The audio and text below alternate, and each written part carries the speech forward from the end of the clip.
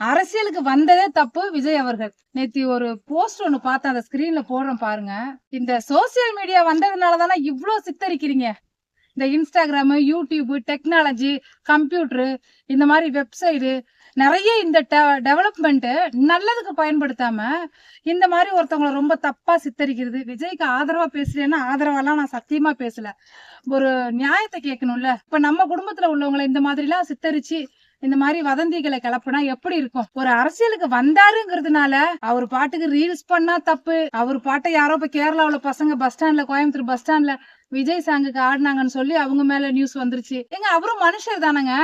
ரொம்ப தப்புங்க அது. ரொம்ப தப்பு. ரொம்ப சோசியல் மீடியா இருக்குங்கிறதுனால இந்த கட்சிக்காரவங்கள அவங்கள தப்பா பாக்குறதும், அந்த கட்சிக்காரவங்கள இவங்கள தப்பா பாக்குறதும். உங்க வீட்ல என்ன பிரச்சனை, என்ன கஷ்டம்னு யாருக்காவது தெரியுமா? உங்க கையில ஒரு 1,00,000 ரூபாயில போன் இருக்கு, கம்ப்யூட்டர் இருக்கு. உங்களுக்கு எல்லாமே தெரியும். நாலேஜ் வளர்த்து வச்சிருக்கீங்க டெக்னாலஜியா. அத நீங்க தப்பா ஸ்ப்ரெட் பண்றீங்க, யூஸ் பண்றீங்க. நல்லதுக்கு பயன்படுத்தி பாருங்க. உங்களுக்கே ஒரு ஹாப்பினஸ் கிடைக்கும். ஏங்க யாரோ ஜெயிச்சுட்டு போறாங்க, ஏதோ பண்ணிட்டு போறாங்க. நீங்க உழைச்சாதாங்க உங்க தட்டுல சோறு.